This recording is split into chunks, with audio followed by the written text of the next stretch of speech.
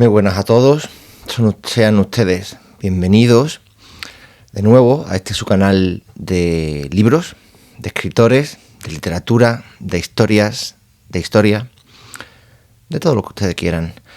Un sitio donde encontrarán seguro muchas cosas, pero nunca, desde luego, ningún consejo sobre cómo leerse un libro o tonterías para mejorar el SEO de una publicación. Estos dos primeros vídeos, este y el que subí el otro día, son los primeros vídeos del canal y como ustedes ya saben, los que vieron el primero, y si no lo saben pues yo se lo digo, porque soy muy amable, estamos tratando los episodios nacionales de Benito Pérez Galdós. Por mucho que yo quisiera extenderme aquí y echarle horas hablando de ellos, es imposible en media hora, en una hora, como el primer episodio, una hora larga, hacerse una idea cabal de esta obra tan magna y tan vasta que ni siquiera, ni siquiera una hora larga o varias horas son necesarias o son suficientes, mejor dicho, para aprenderse de su significado profundo, ¿no? Ya que los episodios nacionales no solo son una interpretación histórica del siglo XIX español, sino que sobre todo son una interpretación social, humana, un acta literaria, como yo decía el otro día, de un siglo enloquecedor, realmente. Y además, cada una de las series, de las 5 series, aunque la última está incompleta, como vamos a ver, por separado operan autónomamente, como dentro de ese inmenso retablo narrativo que Galdós va construyendo, episodio a episodio, pues cada serie funciona autónomamente es autoconclusiva, y acompañamos a unos mismos personajes desde el principio de sus peripecias y dramas personales hasta un poco el final de cada uno de ellos, dentro siempre del complejísimo marco político y social de una España en la que pasan continuamente muchísimas cosas, una España en la que reinan 5 monarcas, Fernando VII, José I Bonaparte, vuelve de nuevo Fernando y su hija Isabel, Amadeo y finalmente el nieto de Fernando VII, Alfonso XII, ¿no? Son 5 reyes, 3 dinastías, 6 constituciones a lo largo de 7 décadas. Es algo realmente enloquecedor.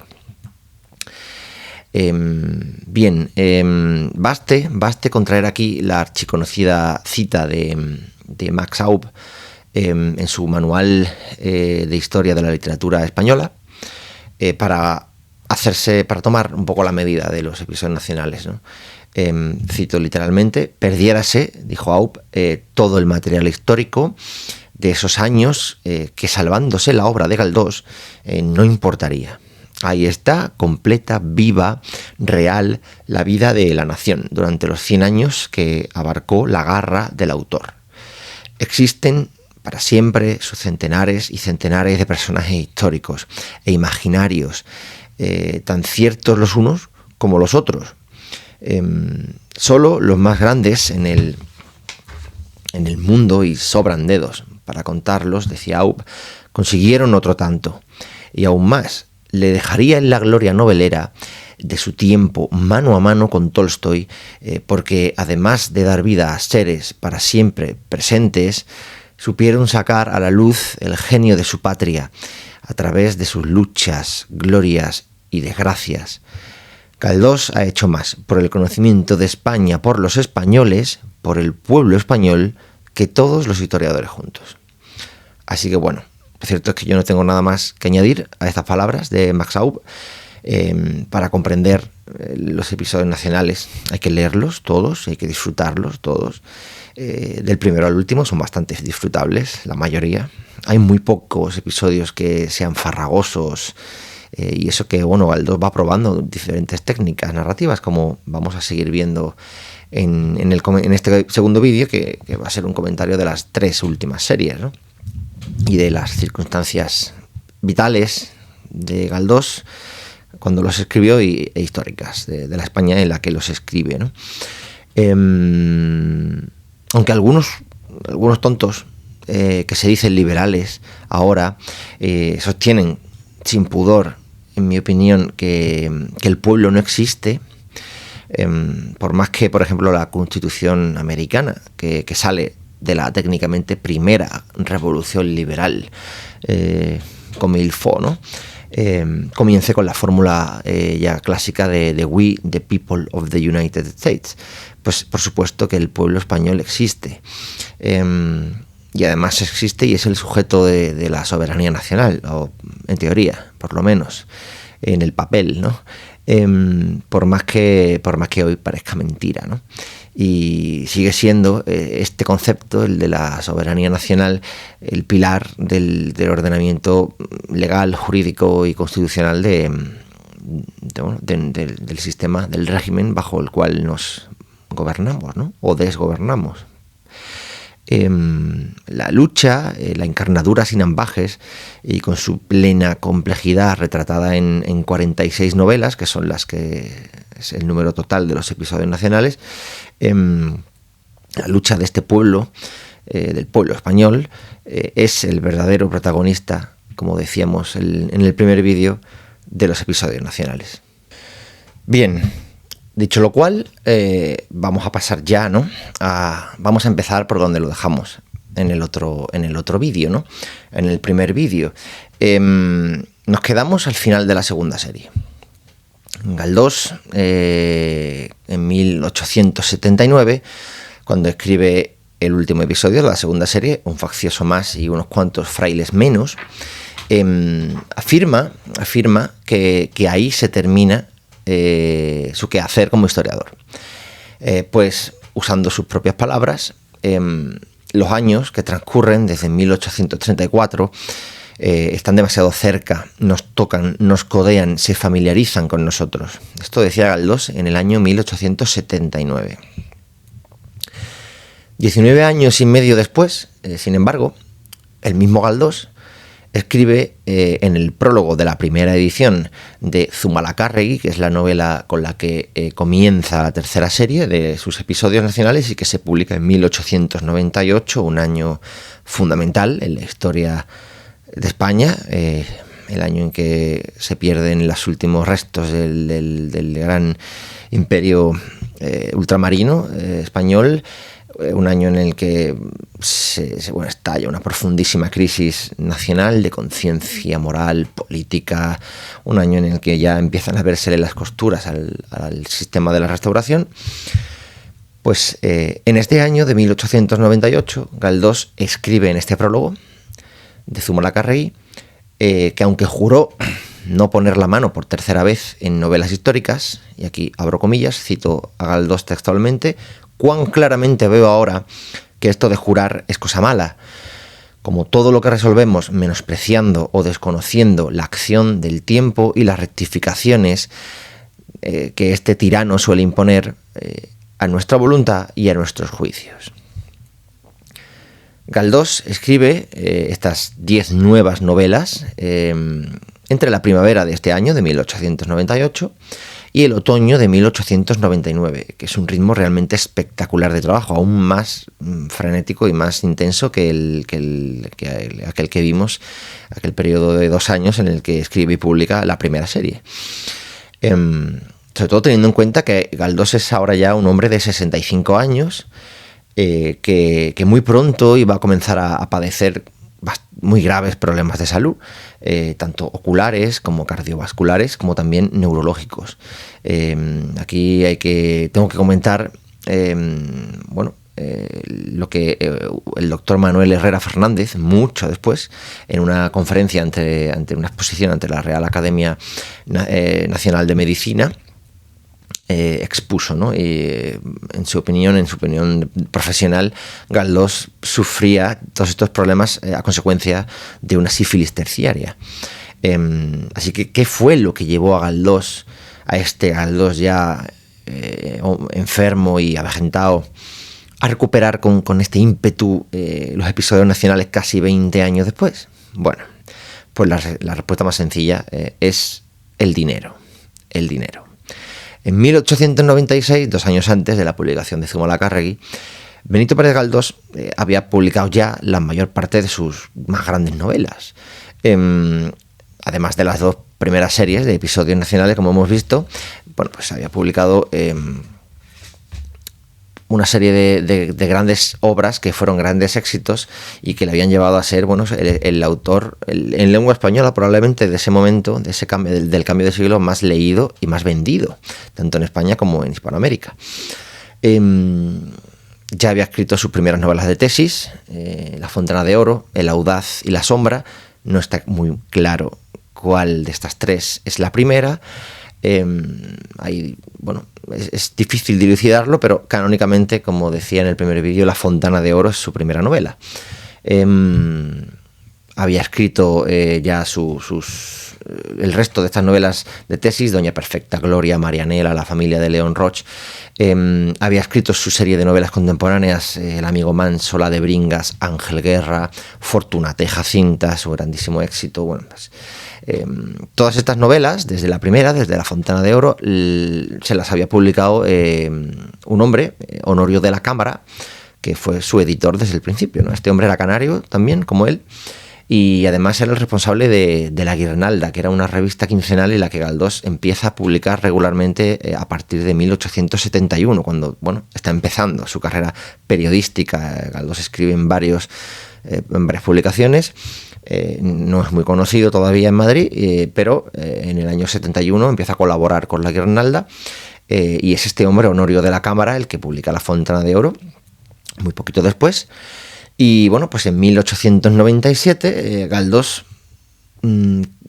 considera que no era normal que él no tuviera dinero, que no tuviera un duro, mientras que, bueno, por ejemplo, sus episodios nacionales, sus 20 episodios nacionales en aquel momento, se vendieran, como él decía, como el pan, tanto en España como en la América española, que es una forma muy bonita de llamar a Hispanoamérica, ¿no? La América española. Que no era posible que varias de sus obras hubieran sido reeditadas varias veces, traducidas a lenguas extranjeras, y él decía no veía una peseta. Bueno, como consideraba por ello que estaba siendo estafado por Honorio de la Cámara, pues lo demanda en este año, en 1897. La demanda se inscribe en un momento particular, porque en España se está ya desarrollando o consolidando definitivamente una legislación, por primera vez en la historia, que protege los derechos de autor. A semejanza de lo que pasaba ya en la mayor parte de los países europeos de nuestro entorno, sobre todo desde la resolución del Convenio de Berna, que tuvo lugar en el año 1886, donde se proclama universalmente, por primera vez, la protección legal o la obligación de los estados de proteger legalmente tanto las obras como los derechos comerciales de sus autores, ¿no? Galdós, por lo tanto, contrata como abogado para que le litigue, le resuelva este pleito a un amigo suyo, un tal Antonio Maura, que, como ustedes saben, más tarde sería varias veces presidente del gobierno, como jefe en este caso del Partido Liberal Conservador o Conservador, ¿no? Ambos hombres, Galdós y Maura, que ya en este momento pues los separan ideológicamente, están bastante distantes, pero eran amigos sobre todo desde que ambos fueron a la vez diputados en Cortes por el Partido Liberal de Sagasta, ¿no? Maura, en primera instancia, logra que un juzgado de Madrid disuelva la vinculación contractual que unía a Galdós con Honorio de la Cámara. Y a la vez, Maura también consigue que su editor, que Cámara, se avenga a que, en lugar de un juicio que podría eternizarse, el conflicto se resuelva mediante un laudo arbitral, ¿no? Esto del arbitraje todavía en España era algo, bueno, no era usual. Pero claro, el tribunal de arbitraje que iba a dilucidar la cuestión estaba compuesta naturalmente por tres juristas que eran eminencias en este momento. Este era un caso muy polémico, muy mediático, ¿no? Como se pueden imaginar.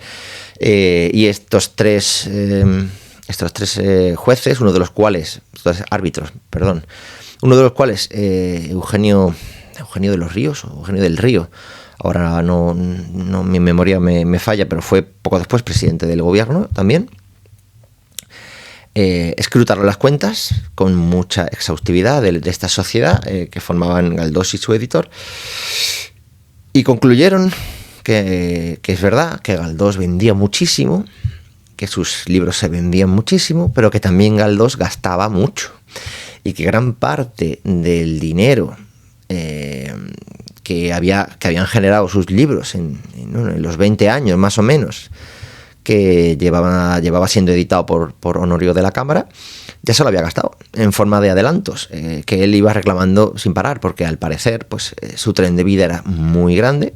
En todo este tiempo pues había comprado una casa en la calle Génova de Madrid, se había construido a placer su finca de Santander, San Quintín, alternaba con multitud de mujeres, se daba la gran vida, así que a la auditoría, a resultas de este laudo, estimó que Galdós le debía dinero a su editor. Había recibido unas 80.000 pesetas en esos 20 años de Cámara, quien en exceso de lo recibido sobre lo devengado por el señor Galdós en efectivo metálico, así fue como se concluyó la sentencia, el laudo debía recibir al término de esta disputa, Cámara, 30.000 pesetas más o menos de Galdós. En concepto no solo de todo este dinero que él le había adelantado durante 20 años, sino también de lo que se había gastado en imprimir libros, ediciones de Galdós que todavía no había vendido, que estaban en stock. Por lo tanto, es verdad que Galdós se queda a resultas de este laudo con los derechos de forma universal y a perpetuidad de sus derechos de propiedad intelectual, pero también está obligado a pagarle un dinero a su antiguo editor y sobre todo también a su abogado, a Antonio Maura, que era su amigo, pero no le perdonó ni una peseta de las 7.500 pesetas del año 1898 en que consistió su minuta, ¿no? Por sus servicios como leguleyo. Así que a resultas de todo esto, además Galdós pasa una mala racha económica, recibe una herencia, tiene que abonar una cantidad de dinero importante por una herencia familiar, etcétera. Bueno, se pone otra vez a escribir y a destajo además, y no solo novelas, sino también teatro. Regresa al teatro con mucha fuerza. Galdós funda en este momento su propia editorial, que además era librería, con el nombre de Obras de Pérez Galdós, en el entresuelo del número 132 de la calle Hortaleza de Madrid. Pero la verdad es que la experiencia, desde el punto de vista económico y desde el punto de vista empresarial, pues fue un desastre. Galdós era un grandísimo escritor, pero al parecer no era demasiado buen editor, pues porque son negocios, cada uno vale para lo que vale, y son negocios completamente distintos, ¿no? La empresa de editarse libros o de editar libros en España sigue siendo a día de hoy pues bastante delicada, ¿no? Es un negocio con sus cositas, ¿no? Las cosas de las cosas, como decía Rafael de Paula. Aunque Galdós, con este sello, con su propio sello editorial, se autopublica serie y media, la tercera serie de sus episodios nacionales y la mitad de la cuarta, a la vista de que esto no tira, pues en el año 1904 cierra el chiringuito, firma un nuevo contrato de administración exclusiva de sus derechos de autor con una casa editorial que le habían montado los herederos de la antigua y acreditada casa editorial de Hernando. Aquí acaba la aventura editorial de Galdós, que sin embargo sigue escribiendo porque necesita el dinero y lo va a necesitar hasta el final de su vida. Bien, vamos a entrar ya en propiamente dicho en la tercera serie, ¿no? La tercera serie de episodios nacionales va a abarcar pues desde el principio del estallido de la Primera Guerra Carlista a la boda de Isabel II. Y del propio personaje a través del cual vamos a ir conociendo todas estas aventuras, peripecias, dramas de la historia de España, que es Fernando Calpena. Así las cosas, y con la esperanza de un éxito editorial grande y seguro, pues Galdós, como hemos visto, empieza a novelar frenéticamente todos estos acontecimientos, que son muchos, ¿no? Otra década larga en las que, bueno, vemos el comienzo y el desarrollo y el fin de la Primera Guerra Carlista. Vemos la regencia de María Cristina, vemos la regencia de Espartero, uno de los grandísimos personajes y protagonistas del siglo XIX, de esta parte de la mitad del siglo XIX español, y finalmente vemos, ¿no? Asistimos a la precipitada declaración de la mayoría de edad de Isabel II, con 14 años, su proclamación como reina y su boda con su doble primo hermano, Francisco de Asís, de Borbón, y Borbón dos Sicilias, era doblemente Borbón este hombre. Vamos recorriendo estos 10 años largos, concretamente 12, de la mano de Fernando Calpena, que es el narrador principal y que, no obstante, no aparece hasta el segundo episodio, porque de esta tercera serie, porque Galdós nos ubica, para empezar, abre fuego, nunca mejor dicho, además, directamente en el norte, y directamente en torno a la figura y a la persona del general Zumalacárregui, que es un hombre muy interesante, con una peripecia vital extraordinaria, que muere en el asedio de Bilbao, probablemente el más grande genio militar que tuvo el carlismo nunca. Empezamos la tercera serie en el meollo de esta revolución reaccionaria de los carlistas, ¿no? Quienes se alzan en pie de guerra y levantan en pie de guerra, pues, todos los territorios vascos, Navarra, el norte de Aragón, amplias zonas del interior de Cataluña, el Levante, grosso modo, ¿no? Y además lo hacen siguiendo la bandera o el lema tan conocido ya por todo el mundo, y quien no conozca esto pues no tiene ni idea ni de España ni de dónde está sentado, que es el lema de Dios, Patria y Rey, ¿no? Con este lema, con esta proclama, los carlistas, yo creo que hacían una refutación general del mundo que surge tras la Ilustración europea y sobre todo las distintas revoluciones liberales que empiezan en 1789 con la francesa, ¿no? Antes de comenzar, un repaso que no puede ser más que somero por esta tercera serie de los episodios nacionales. Yo creo que bastará con echar un vistazo a la mayoría de los nombres de las novelas y también de muchas de las novelas de la cuarta serie para darse cuenta de la importancia que tiene el ejército en esta fase particularmente importante del siglo XIX, ¿no? Español. Zumalacárregui, Luchana, la campaña del Maestrazgo, Vergara, Montes de Oca, los Ayacuchos, Narváez, O'Donnell, Aita Tetauen, Prim. No en vano el ejército es a lo largo del siglo y como consecuencia de la guerra contra Napoleón profundamente liberal, también como consecuencia de la educación y de la formación elevadísima, muy, muy importante, científica, intelectual y técnica de gran parte de la oficialidad, sobre todo de la Marina de Guerra Española a finales, en las últimas décadas del siglo XVIII, ¿no? Y al menos la oficialidad durante el siglo XIX, en su mayor parte, con excepciones gloriosas, entre comillas, como la de Zumalacárregui, pues era profundamente liberal, ¿no?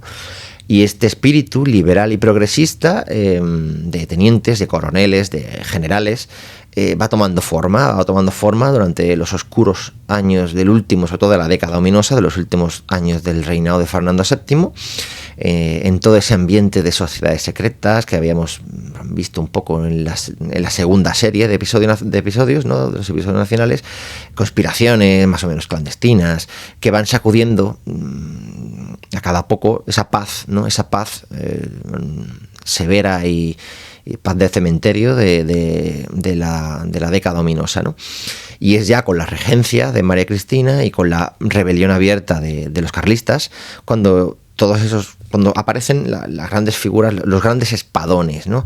Que van sosteniendo ya claramente la política liberal de los gobiernos de María Cristina, comenzando con el primer gran ministro plenipotenciario, el egregio y muy discutido gaditano, Juan y medio, lo llamaban por su altura, Juan Martínez de Mendizábal, ¿no? Que es quien ha dado nombre para la historia a todas esas desamortizaciones que fueron, las empieza él, pero bueno, hay más, llevadas a cabo por otros ministros.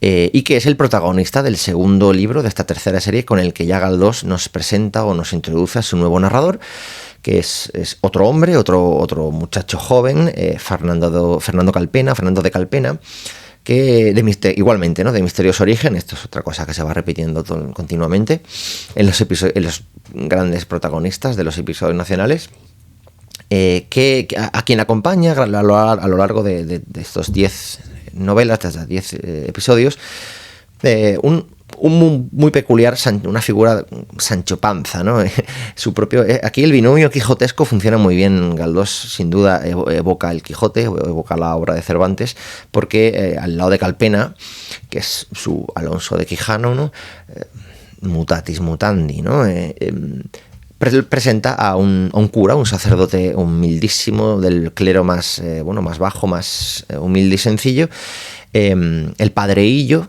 que es muy taurófilo. Su apellido es un homenaje, evidente a Pepe Hillo, a esa figura tan importante y pionera en los inicios del toreo a pie. Y a lo largo siguiendo las aventuras de este particular binomio quijotesco, pues se va desgranando la historia de estos 10 episodios, que sigue siendo literatura romántica. En parte porque es deudora de la literatura romántica de moda 60 años atrás, cuando Galdós, cuando suceden los hechos que Galdós rememora en esta tercera serie. Biografías de personajes y crónicas como las del ilustre mesonero romanos son fundamentalmente también la materia de la que se apropia Galdós para componer esta serie que está llena de personajes que gran parte de los cuales vienen desde la segunda serie, como por ejemplo ese gran personaje de Beltrán de Urdaneta, que es un noble hidalgo arruinado, mujeriego, cara dura. Es un personaje muy brillante, y ya aparecen otros en esta tercera serie que se van proyectando hacia la cuarta y quinta serie, también incluso en forma de sagas familiares, como es el caso de los Ibero, ¿no?, de la saga que comienza con un bravo y muy esparterista militar, Santiago Ibero, del que continuaremos viendo aventuras de sus hijos, incluso nietos, ¿no? Vamos siguiendo a Calpena, que al igual que Salvador Monsalud, es un héroe enfrentado a un amor imposible, en este caso el de Aura Negretti, y como decía antes, al igual que Monsalud, pues el personaje Calpena es de un linaje desconocido, aunque suponemos que alto, al igual que Doña Inés, el amor de Gabriel Araceli en la primera serie. Y lo suponemos porque Galdós ya nos introduce recurre con frecuencia en esta tercera serie a la técnica epistolar. De hecho, hay un par de novelas que son carta contra carta, carta contra carta. Es como aquella novela de Dostoyevsky que se llama novela en 9 cartas o algo así. Pues esto es un poco igual. Galdós, hay un par de episodios que son cartas que se van mandando y contestando diversos personajes. Y hay un personaje que es la madre de Fernando Calpena que aparece al final de la serie, ya de forma en primera persona, valga un poco la redundancia, pero que se manifiesta siempre desde el principio como una presencia entre bastidores, y se manifiesta siempre a través de notas y de epístolas con las que va dirigiendo la vida de su hijo, o va intentando, la va protegiendo. Es como un genio tutelar que va protegiendo, guiando, amparando o salvando a Fernando Calpena de diversos... porque Calpena, a diferencia en este caso de Salvador Monsalud, el personaje fundamental de la segunda serie, ya no es un hombre sin esperanza. Es un liberal, pero ya los liberales están en el poder. Es decir, Calpena está en el lado correcto o bueno de la historia, a diferencia de Monsalud, y sus continuos vaivenes personales ya no tienen ese final desgarrado y trágico, sino que Él está en el mismo bando que esas figuras luminosas de Espartero, de Narváez, de todos los héroes de la mítica batalla de Luchana, con la que se rompe el asedio de Bilbao y bueno, se van caminando hacia la primera guerra carlista, hacia la victoria del bando cristino, que era el bando de como llamaban los carlistas al bando liberal, ¿no? A la España liberal. Mediante una trama muy coral, cada vez más coral se van haciendo los episodios nacionales, vamos viviendo el asedio de Bilbao, desde el primer episodio, su liberación, la tremenda guerra de guerrillas en el Maestrazgo y en torno a Valencia, en torno al asedio de Valencia, aunque las simpatías de Galdós son clarísimamente liberales. Galdós admira, y es admirable también, los acercamientos que hace a las figuras de Zumalacárregui, al que le dedica un episodio entero, y a Ramón Cabrera. Ramón Cabrera, que era el famosísimo tigre del Maestrazgo, es un personaje muy distinto a Zumalacárregui, personal y militarmente, pero ambos, sin embargo, encarnan a ojos de Galdós lo mejor de la causa carlista, que es una causa que él toma y tiene por disparatada, llena de figurones, de gente fanática, de trasnochada, de esperpentos por doquier, de personajes que sin embargo, también eso habla de la debilidad de la otra parte, pusieron en jaque la estabilidad nacional y estuvieron incluso cerca de tomar Madrid en 1837, luego lo vamos a ver. Este personaje del que hablaba, Ramón Cabrera, es sin duda alguien que yo creo que merece ser mucho mejor, más y mejor conocido por los españoles de hoy. Ramón Cabrera es el huérfano de un marino mercante, nacido en Tortosa, en Cataluña, en el delta del Ebro. Es un hombre que es seminarista, pero que abandona la carrera eclesiástica antes de tomar los hábitos para unirse a una de las primeras partidas que se forman en pro del carlismo en el Maestrazgo, en Cataluña, ¿no? En esa zona de Cataluña.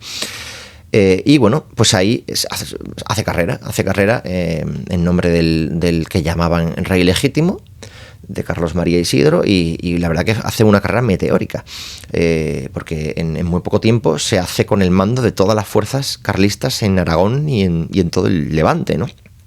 Y además participa muy destacadamente en expediciones carlistas que de verdad son extraordinarias, son aventuras, son epopeyas, ¿no? Tragicómicas, pero también de una intensidad heroica tremenda, como son las expediciones hacia Córdoba y Extremadura, y la expedición real en 1837, que estuvo a punto de entrar en Madrid y de tomar la corte, ¿no? Cabrera era el personaje, tras la muerte de Zumalacárregui, sin duda, más destacado militarmente en el bando carlista y el tipo más carismático también, ¿no?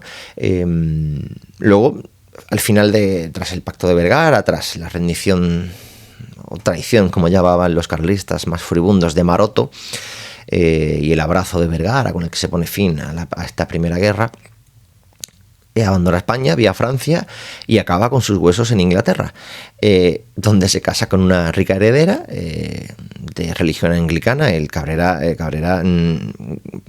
por lo menos el Cabrera que sale en los episodios nacionales, no es que sea un hombre especialmente religioso, pero no hay que olvidar que era el adalid, o era uno de los campeones de la causa católica por antonomasia, ¿no? En este momento de la historia de España, que es la causa de los carlistas, ¿no?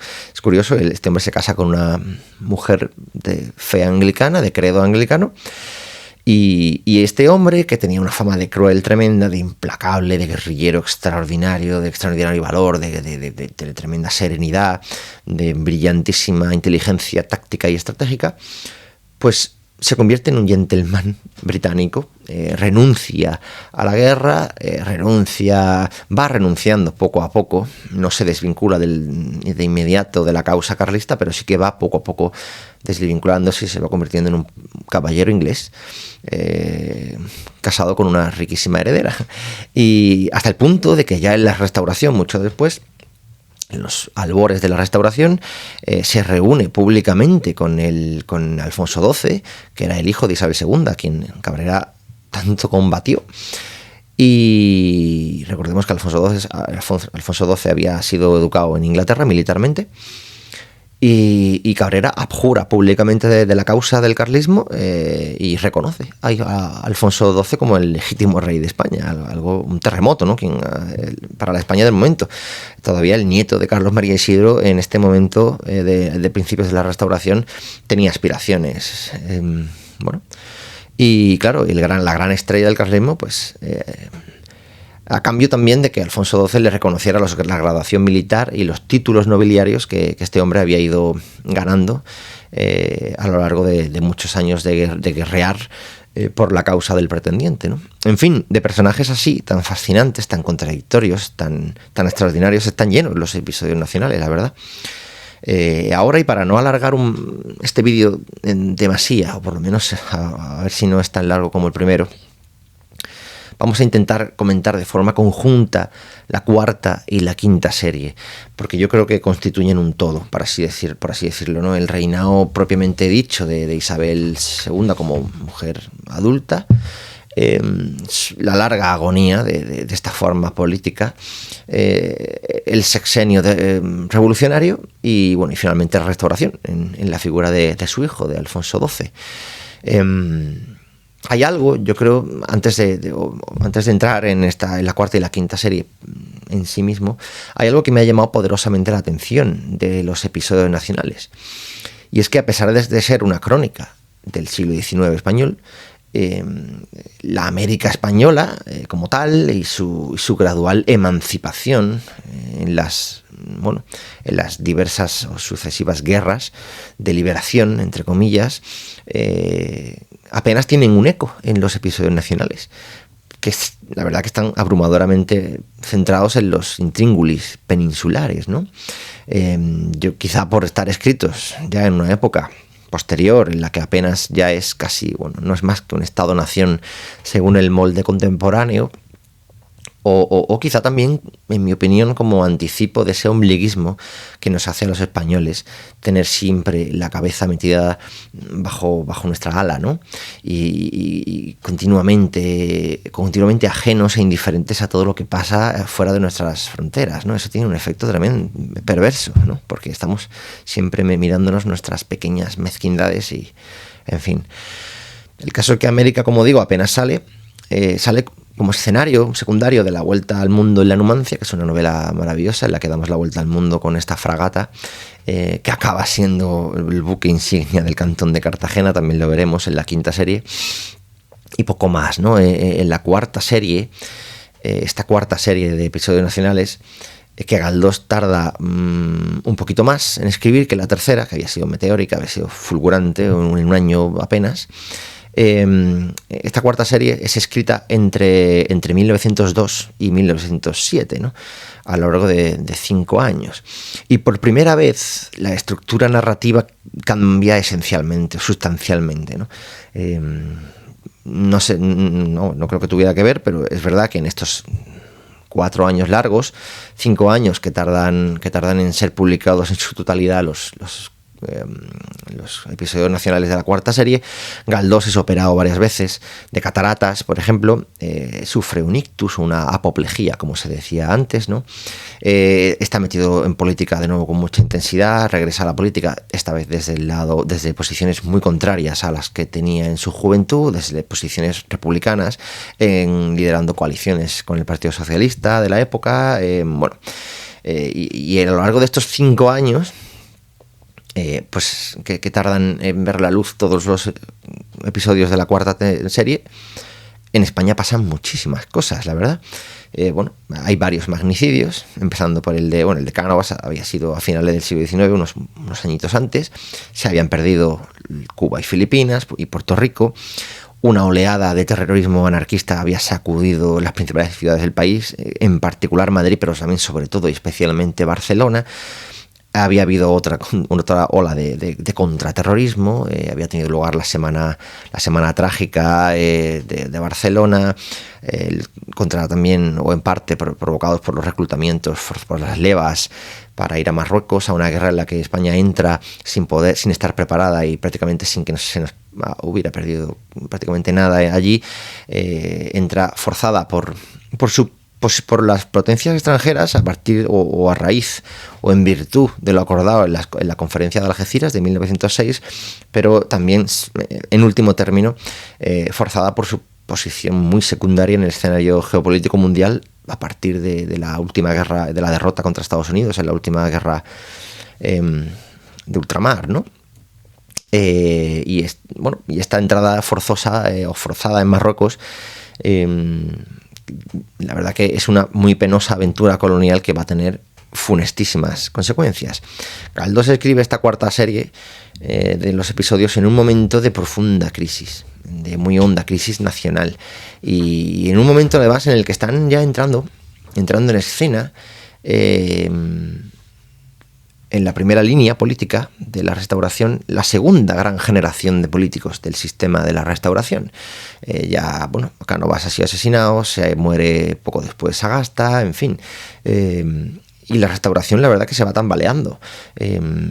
Y ya van entrando aquí en juego actores y elementos que van a ir tomando mucho protagonismo en el final de la Restauración, en la dictadura de Primo de Rivera, en el advenimiento de la República y sobre todo en el estallido de la guerra civil, ¿no? En la década de los 30, ¿no?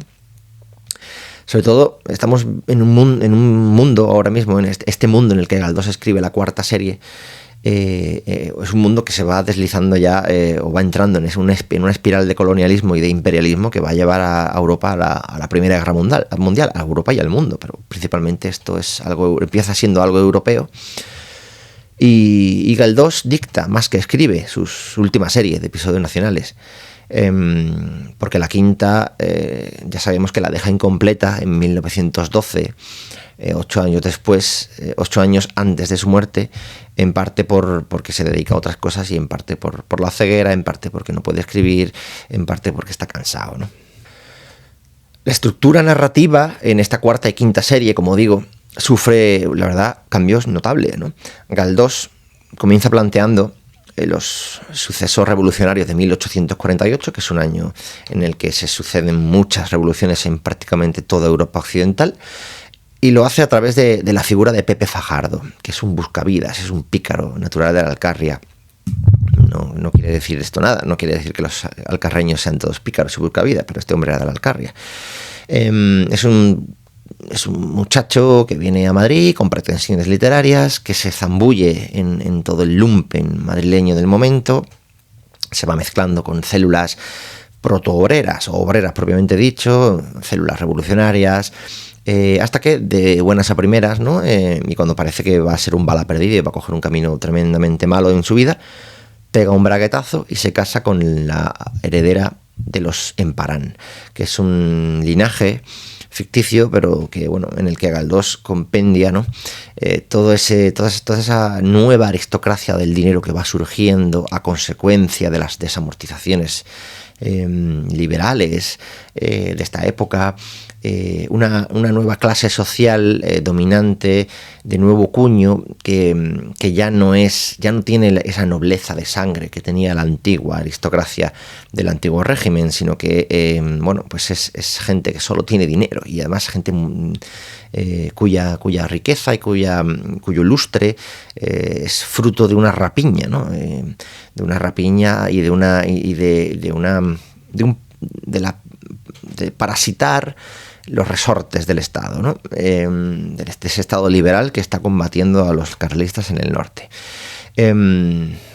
Fajardo se convierte en el marqués de Beramendi por arte de Birli-Birloque y se convierte en un hombre acomodado, un hombre que ya pertenece a esa élite que gobierna España y que, como digo, pues es una nueva aristocracia que es la que marca el tono moral, sobre todo, de toda la era isabelina, ¿no?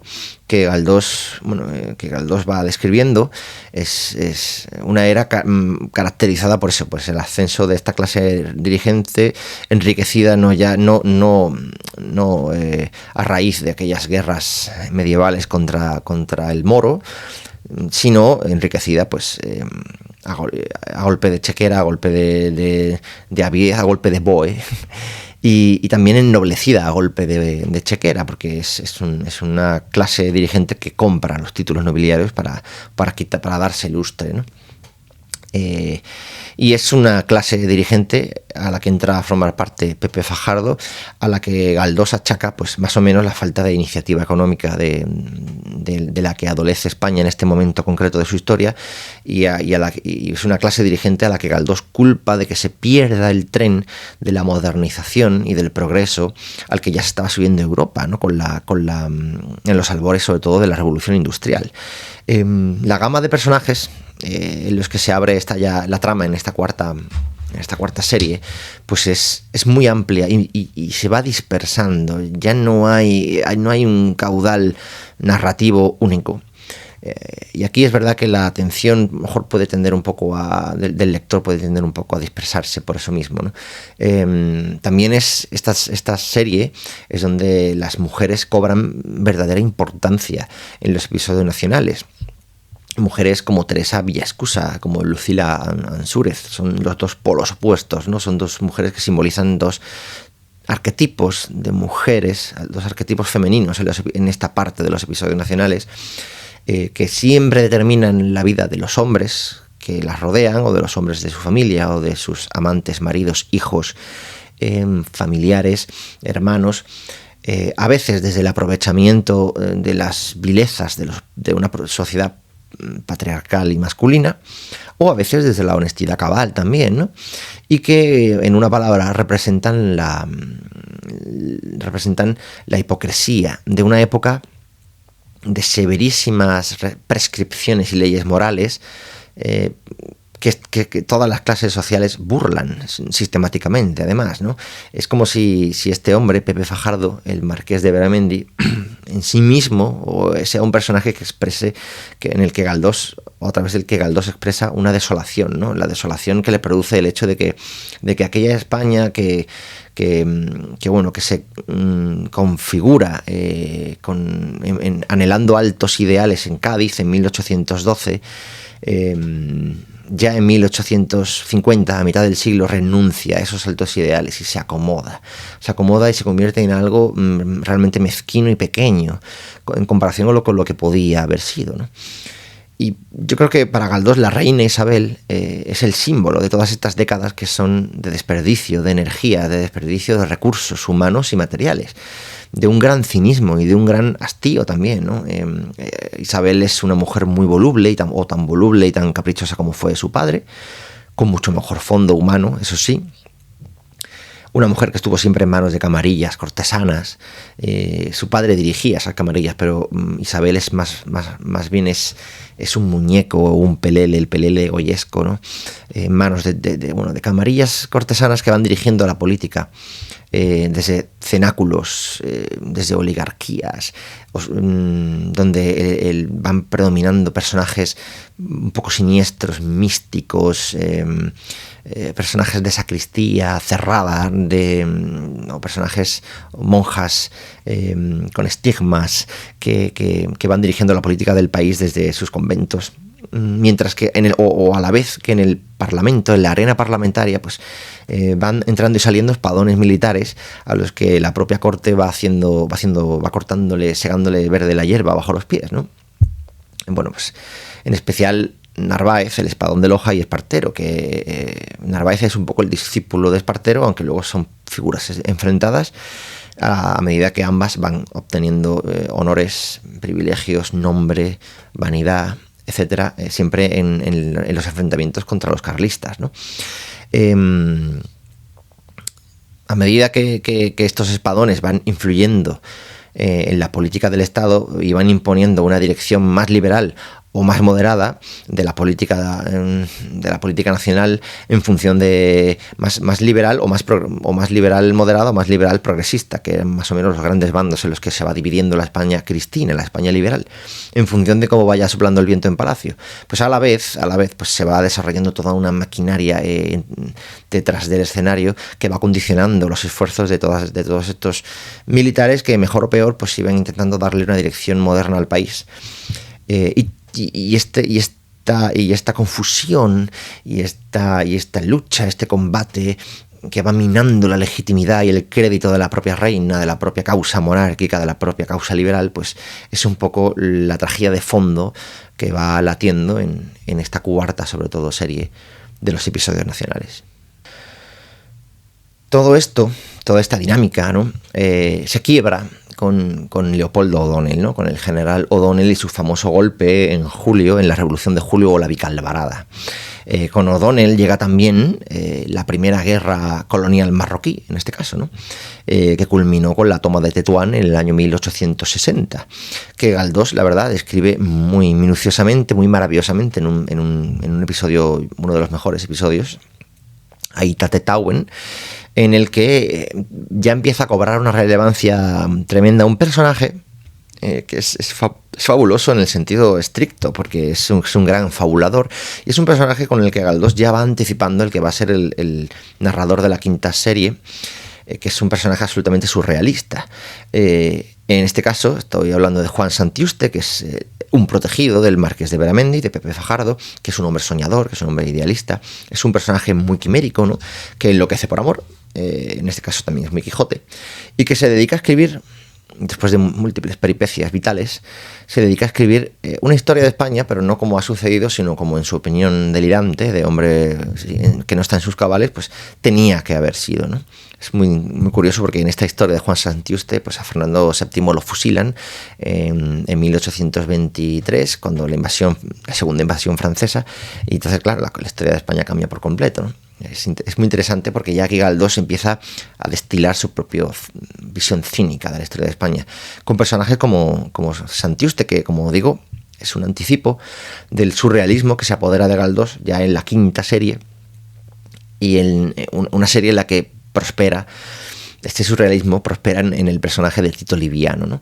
Tito Liviano es el narrador omnisciente en este caso. Aquí Galdós retoma un poco la narración en primera persona, pero ya con un personaje omnisciente que es capaz de estar en muchos sitios a la vez gracias a la intervención un poco deus ex machina de las musas, del Parnaso, ¿no? Aquí ya Galdós va delirando, como también creo como síntoma del propio cansancio vital del escritor al evocar estos hechos, ¿no?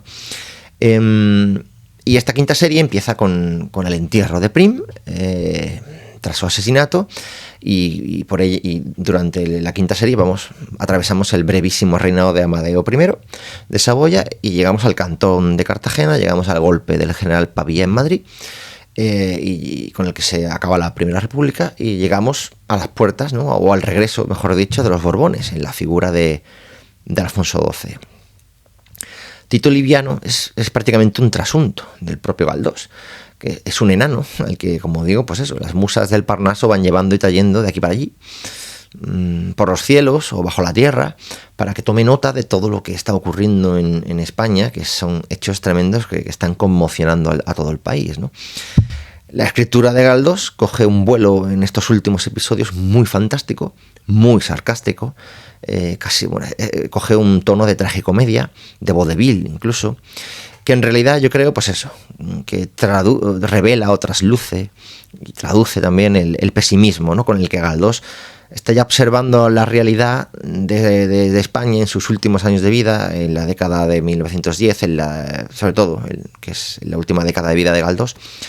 Y bueno, hay que tener en cuenta que estas dos últimas series, la cuarta y la quinta, de episodios nacionales, o en la última serie, mejor dicho, Galdós está rememorando todo lo que él mismo vivió en sus años de madurez. Su conocimiento de los hechos esta vez no es indirecto, no tiene que acudir a memoriales ni a biografías, es muy directo y sin intermediarios, porque bueno, por momentos además parece que Galdós se está ajustando las cuentas con su yo del pasado, ¿no? Y desde luego está ajustando las cuentas con los responsables de la Restauración, que a su juicio no es más que una perpetuación de los males endémicos de España y un compromiso nefando con los ideales absolutistas que curiosamente estaban siendo y habían sido muy duramente combatidos a un altísimo coste de vidas y moral, y material y económico por la España liberal durante todo el siglo y que expresaban los carlistas, ¿no? Que habían sido derrotados 3 veces en el campo de batalla y que sin embargo por tercera vez después de ser derrotados, son incorporados a la gobernación del Estado, ¿no? Bajo el amparo de una nueva monarquía parlamentaria en la figura de Alfonso XII, impulsada por Cánovas del Castillo y con la aquiescencia y complicidad y colaboración de Práxedes Mateo Sagasta, claro.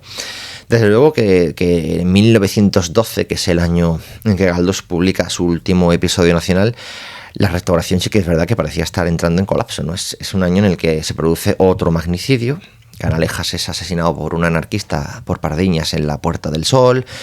Es un año donde se recrudece la violencia entre la patronal y los sindicatos anarquistas en Cataluña, en Barcelona. Es un año en el que la guerra marroquí no va muy bien.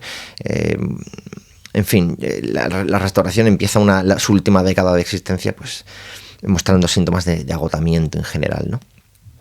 Y aunque él no lo va a ver, desde luego, pues Galdós tenía razón, ¿no? Pronosticando o previendo un poco este colapso, ¿no? Él tenía proyectado otros 4 episodios nacionales más con los que finiquitar la quinta serie y tenía pensado llegar hasta el final propiamente dicho del siglo XIX, ¿no? Iban a ser Sagasta, Las colonias perdidas, La reina regente y Alfonso XII, sus últimos 4 que nunca pudo escribir. Trabajó mucho en Sagasta, en el siguiente episodio en el que hubiera sido el número 47, pero bueno, estuvo 3 años preparándolo. Y él había conocido a Sagasta personalmente en su juventud y bueno, había dictado mucho material a su secretario. Se había reunido, y vamos a hablar de esto al final del vídeo, se había reunido con la propia Isabel II en París, en un reportaje, en una entrevista maravillosa que luego vamos a comentar. Pero Galdós estaba cansado, la verdad, y estaba ciego. Y se estaba quedando sin ideas también, se estaba quedando sin dinero. Estaba escribiendo y promoviendo la representación de 6 obras entre el año 12 y el 20, que es cuando muere, de 6 obras de teatro. Y yo creo que la trayectoria disparatada ya de Tito Liviano en los últimos episodios nacionales va mostrando esa fatiga, ¿no? La fatiga del novelista ya que no va encontrando un camino para continuar rememorando hechos fundamentales a su juicio y que le producían además un enorme rechazo y decepción de la historia de su país, ¿no?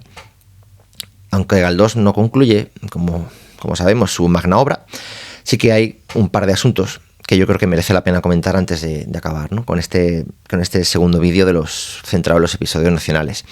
En primer lugar, se trata por un lado, del asesinato del general Prim, el generalísimo Prim. Ya con él aparece por primera vez de forma clara ese adjetivo, el generalísimo, que había sido un héroe, es un personaje maravilloso también.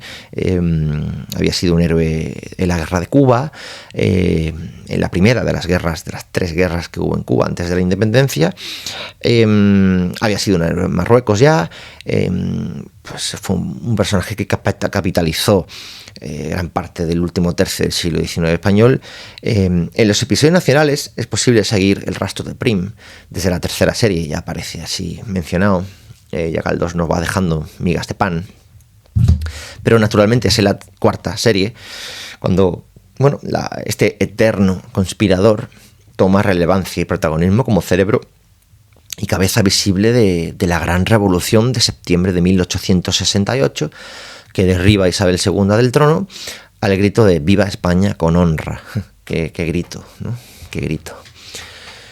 Prim hizo aquella revolución después de muchos intentos y de muchos esfuerzos y de muchos fallos que vamos también conociendo y muchos intentos frustrados que vamos conociendo aquí está. Prim es por antonomasia la figura del militar conspirador que luego vamos a ver en la guerra civil, ¿no? Del siglo XX. Y él logra hacer esa última revolución victoriosa, aunando en su figura, en su persona, las voluntades de mucha gente que era muy distinta, que quería cosas muy distintas. Liberales progresistas, liberales moderados, dentro y fuera del ejército, republicanos centralistas, republicanos federalistas, gente del primer movimiento obrero, los llamados demócratas, Es curiosa la evolución también de esa palabra, de ese adjetivo demócrata, ¿no? Ya recordemos que el partido, la matriz de la cual se desgajan los bolcheviques, era el Partido Demócrata Ruso, ¿no? Socialdemócrata ruso, así se llamaba. Bueno, todas las fuerzas vivas de aquella España del final de la era isabelina, todas las fuerzas vivas que se oponían a la evidente degeneración del reinado de Isabel II, a la corrupción, al oscurantismo que dominaba la política de camarillas y que lastraban la acción de gobiernos cada vez más débiles, cada vez más frágiles, pusieron toda esta gente que se oponía a todo eso, pusieron sus esperanzas en Prim, en Serrano y en Topete, que era la tríada, ¿no? el triunvirato que desde el ejército y la armada pues conspiran y organizan la revuelta y que fuerza a Isabel a irse, a cruzar los Pirineos e irse a Francia, y que estos tres lideraron el gobierno provisional que condujo a las Cortes Constituyentes que se forman justo a continuación, ¿no? Pero es verdad que la provisionalidad duró demasiado y además se organiza una subasta pública del trono de España que muy pronto va a ir minando, va a ir destruyendo el consenso aparente que había en torno a la figura carismática de Prim, ¿no? Que se empezó a ganar muchísimos enemigos también por las reformas que iba articulando mientras tanto, ¿no? Desde su posición casi de Lord Protector, ¿no? Era un dictador al estilo romano, ¿no? Un dictador temporal, ¿no? Entre estas reformas, pues por ejemplo, el primer intento serio de separar el poder judicial y de hacerlo independiente de los otros poderes del Estado, ¿no? Aún más enemigos le surgen a Prim después de promover con éxito la elección parlamentaria de su candidato a rey, de Amadeo I de Saboya. En fin, el famoso crimen del Callejón del Turco del 27 de diciembre de 1870, días antes de que este hombre Amadeo llegara a España, pues cambia el curso, ¿no? Naturalmente, de la historia del país. Como ustedes pueden imaginar, pues desde el principio hubo muchas hipótesis acerca de quién o quiénes habían estado detrás de los autores materiales del asalto a la berlina de Prim, a cartuchazo limpio y de su muerte, de quienes lo habían orquestado. Galdós, en ese momento, está en Madrid, como habíamos visto al principio en el primer vídeo. Vive todo esto. Que luego lo relata en un episodio nacional que se llama España sin rey, que es el primer episodio nacional de la quinta serie, y sobre todo también en el siguiente, en España trágica. Pero es verdad que aquí en España trágica Galdós se hace eco, ¿no? De la versión oficial del atentado, que es, y la verdad que esta versión oficial, en buena medida gracias a que él la puso en un libro muy vendido, pues es la que ha perdurado en el tiempo. Y esta versión oficial pues es la que afirma que más o menos fue José Paul y Angulo quien mandó matar y mató, de hecho, al general Prim. Bien, aquí hay alguna cosa que decir. Paul y Angulo, vamos a empezar por decir quién fue este hombre. Pues fue uno de esos personajes polifacéticos, volcánicos de la España de aquel siglo y de aquel momento del siglo en particular. Era hijo de una familia muy acomodada de Jerez, de la frontera, relacionada con el vino, ¿no? Y había completado sus estudios en Londres, como ya era habitual en las élites españolas, mandar a los hijos a terminar los estudios en el extranjero, en este caso en Londres. Y allí conoce en Londres al general Prim, que estaba exiliado en Londres después de uno de sus tantos intentos por derrocar a Isabel, ¿no? Allí, desde ese momento en que se conocen ambos hombres, pues Paul y Angulo se convierte en un agente de Prim, en un agente revolucionario que trabaja sobre todo en Jerez, en la campiña jerezana y en Cádiz, en la ciudad de Cádiz. Trabaja con éxito para conseguir el respaldo de las primeras masas obreras, de las primeras sociedades afiliadas a la Primera Internacional. Estamos en ese momento de la historia en el que ya está la Primera Internacional, es que ya está fraguándose la disputa entre Marx, Engels, Bakunin, ¿no?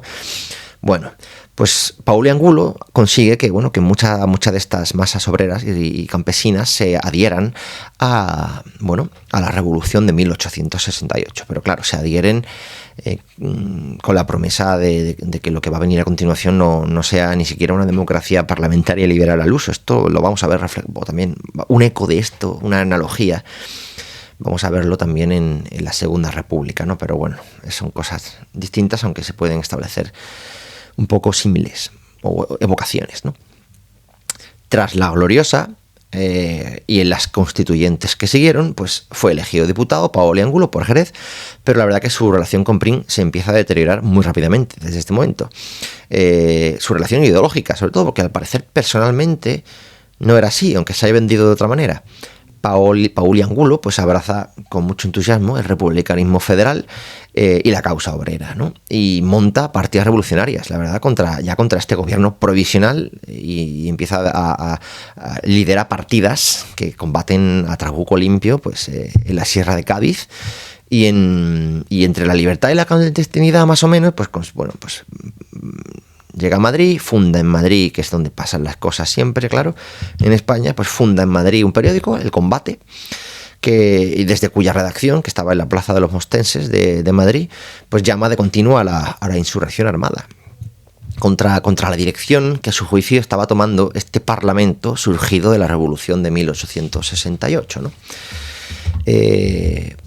Paoli Angulo protagoniza el principio de esta quinta serie de los episodios nacionales de Galdós, donde Galdós lo describe como un hombre muy violento, pendenciero, juerguista, tan peligroso con la pluma como con el trabuco, ¿no?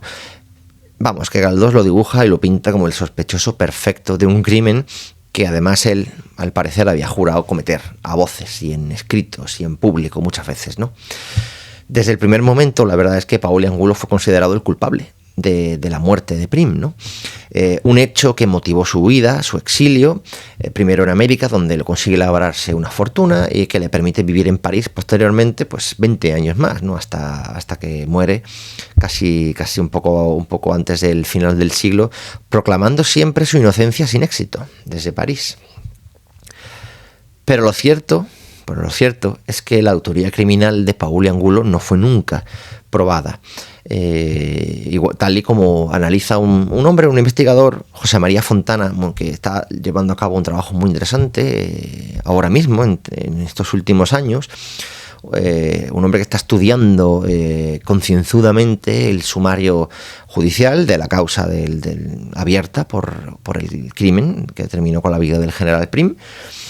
Y la verdad que este hombre, José María Fontana, que tiene varios libros analizando el magnicidio, tiene muchas conferencias en YouTube, pueden buscarlo, es un investigador con fundamento. Este hombre, la verdad es que ha puesto en negro sobre blanco una realidad, y es que todas las pruebas contra Paoli Angulo presentadas eran vagas, eran confusas y eran circunstanciales. No en vano el caso se sobresee porque no hay pruebas contundentes contra nadie. Paoli Angulo era el candidato perfecto a que le endilgaran este muerto, porque era un hombre muy vehemente, porque era un tipo que hacía mucho proselitismo de la causa republicana, de la causa igualitaria. Se había batido en duelo ya un poco antes del crimen del Callejón del Turco por un cruce de afirmaciones publicadas en los periódicos contra otro de sus enemigos ideológicos, el líder de una banda que ahora no me sale el nombre, pero se daban de tiros y a palos con la banda de la porra, creo que se llamaba. Era una banda de gente contraria a los ideales de este hombre, que iban a la redacción del Combate. Esto sale en los episodios, y allí pues se formaban algaradas donde volaban los tiros y los palos. Pero la verdad es que la supuesta autoría de Paoli Angulo, según este hombre, según José María Fontana, beneficiaba tanto al general Serrano como al duque de Montpensier. También beneficiaba a Sagasta, que fue quien terminó refundando lo que quedaba de la fuerza política de Prim, de ese partido radical de Prim, que a la muerte de Prim pues queda descabezado, queda un poco disgregado. Sagasta lo consigue aunar y en su propio partido liberal en la Restauración, ¿no? Poco después. Cuenta Julio Caro Baroja, el sobrino de Pío Baroja, que un día, estando escribiendo Galdós esta España trágica, esta novela, un día Galdós le reveló a su tío Pío la verdad sobre la conspiración detrás del magnicidio. Pero por lo visto esto no fue lo que escribió luego en la novela, ¿no? Es algo que a Pío Baroja pues confundió bastante y molestó al parecer mucho, ¿no? Porque cuando leyó la novela de Galdós, en la que supuestamente iba a contar la verdad, pues lo que cuenta Galdós se atiene a la versión oficial. Así que no sabemos por qué Galdós no contó lo que sabía, pero tampoco sabemos si lo que Galdós sabía sobre el crimen del asesinato de Prim coincide con lo que José María Fontana en 2024 ha esclarecido tras estudiar todo el proceso judicial, ¿no? En el que no se condenó a nadie, como digo, pues no fueron nunca halladas pruebas contra nadie, contra ninguno de los sospechosos. Fontana llega a la conclusión de que quien organizó la muerte de Prim fue el general Serrano, ni siquiera fue Montpensier. Serrano había sido el heredero a la muerte de O'Donnell de la Unión Liberal, ¿no? Y Serrano y Prim eran adversarios y rivales, no solo en la milicia. También, aunque fueron aliados circunstanciales para derrocar a Isabel II, Prim representaba el vínculo, el nexo entre los liberales más radicales y los republicanos, ¿no? Quienes dentro de su facción albergaban a los demócratas, como digo, también llamados exaltados, que fueron los responsables posteriormente de la revolución cantonal, que para ese Galdós socialista y republicano del final de su vida, pues era el símbolo de la última manifestación del verdadero vigor intelectual y vital de los españoles del siglo XIX, ¿no? Junto al duque de Montpensier, que era primo de Isabel II y que fue también un eterno aspirante a la corona de España, llegó a ser brevemente suegro de Alfonso XII. Pues el general Serrano había aparentado confabular para quitar de en medio a Prim antes de que se proclamara rey Amadeo de Saboya, ¿no? Pero por lo visto, según la investigación de José María Fontana, pues el duque de Montpensier, que es a quien de forma un poco genérica se le ha achacado la autoría intelectual del crimen, se olió a la tostada a tiempo y bueno, pues denunció incluso a través de terceros el complot que había contra la vida de Prim. Pero bueno, al parecer Prim tampoco prestó mucha atención, era un hombre muy, muy seguro de sí mismo, muy confiado en que estaba haciendo lo correcto y en que nadie se atrevería a matarle. Y al parecer, según indica Fontana, pues fue Serrano el que sigue adelante con el magnicidio a través del jefe de su escolta. Ya están aquí los escoltas de los grandes personajes políticos organizando crímenes, ¿no? Otra cosa que se va a repetir en la Guerra Civil. El escolta de Serrano era José María Pastor, quien, esto quedó probado en el juicio, estaba en el lugar del crimen, en el Callejón del Turco. El proceso contó con más de 100 imputados y fue finalmente, pues eso, sobreseído, porque no había, por falta de pruebas. Una falta de pruebas que benefició a Serrano, que al final quedó brevemente como regente y luego quedó en una posición de gran prestigio y de gran poder durante el breve reinado de Amadeo I. Además, Serrano queda en una posición de poder también para segarle la hierba bajo los pies a un rey que se había quedado sin su mayor apoyo, que era Prim, y la verdad que Serrano trabaja en favor de la causa alfonsina, que va ganando adeptos y fuerzas durante ese breve reinado de Amadeo y que va preparando el terreno para la posterior restauración de los Borbones, que era algo a lo que Prim siempre pues, se había negado de raíz, ¿no? El sumario según Fontana, el sumario de la causa, que es ingente, pues muestra pruebas de haber sido mutilado, tiene hojas arrancadas, borradas, en fin. El segundo hecho o curiosidad que he creído digno de comentar a modo de cierre de este vídeo es el de la curiosa entrevista que mencioné antes, que tuvo lugar entre Galdós y la reina Isabel II en París, en el Palacio de Castilla, en la residencia de Isabel, de la reina ya en el exilio, ¿no? Que tuvo lugar por mediación del embajador de España en Francia, que era canario también, en 2 años antes de la muerte de Isabel II, en 1902, cuando Galdós estaba trabajando ya en la cuarta serie, ¿no? La entrevista fue publicada a la muerte de la reina en El Liberal y refleja muy bien el cariño que Galdós, yo creo que le tenía a Isabel, a la figura trágica y contradictoria de Isabel II. Un cariño y una ternura que son visibles, la verdad. Igual que el desprecio por su padre es muy visible en las primeras series de Prisioneros Nacionales, la ternura con la que Galdós mira a la reina pues también lo es, ¿no? En la tercera y la cuarta serie. sin que por ello Galdós deje de juzgarla y de juzgar los hechos históricos, pues de la que ella fue protagonista, pues en la dimensión completa y humana y política a la que cabía achacarle, ¿no? Pues fue publicada en forma de reportaje después de la muerte de la reina, y Galdós contó que a los 10 minutos se había roto ya el macizo de su perplejidad ante la grandeza jerárquica de aquella señora, que más grande le parecía a Galdós por desgraciada que por reina. Aquí ya vemos un poco la campechanía, que ya es con rasgo característico de los Borbones contemporáneos del rey Juan Carlos, ¿no? Al parecer Isabel pues tenía que ser bastante campechana en este sentido, como también creo que lo fue su nieto Alfonso XIII, ¿no? Sobre todo en la relación de Alfonso XIII con los generales, ¿no? Isabel le confesó a Galdós que su vida había sido un laberinto por el que ella había tenido que caminar a ciegas, palpando las paredes, decía la reina, confundida por cortesanos que nada sabían de gobiernos constitucionales y confundida por otros que usaban su bisoñez para arrimar el ascua a sus sardinas personales. Reina desde los 14 años, Isabel II termina admitiendo ante Galdós que sin ningún freno a su voluntad, con todo el dinero del mundo, con todas las posibilidades a sus manos para satisfacer sus antojos y para dar gusto a cualquier petición que se le presentara, porque es verdad que era una mujer con un gran corazón, aunque con pocos tornillos. Ella le confiesa a Galdós que solo había visto a lo largo de su vida y de su reinado más que personas que se doblaban como cañas a su paso y voces aduladoras que la aturdían. Póngase en mi caso, le dijo a don Benito. Así como terminó la famosa entrevista, que yo creo que fue un encuentro muy poético entre el aedo, ¿no?, ciego como Homero y la reina viuda y desterrada, una reina bastante homérica, bastante troyana en este sentido, ¿no?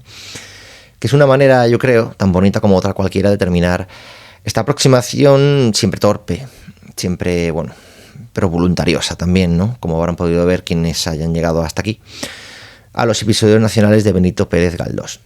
Recuerden que pueden seguirme en Twitter, @fantantonio, en mediodía.substack.com, también por supuesto los perfiles en redes, en el YouTube de mi editorial, Barbarroja, así como también en los perfiles en ebooks y en Spotify de mi canal de podcast, de Lux, en mis otros podcasts, Noches Áticas, Lux Mundi. Pues encontrarán, como ya dije al principio del primer vídeo, este audio también en Spotify, en iVoox, aderezados con un poquito de efectos musicales, ¿no? En la descripción estarán todos los enlaces, así que pues gracias por haber llegado hasta aquí y hasta la próxima.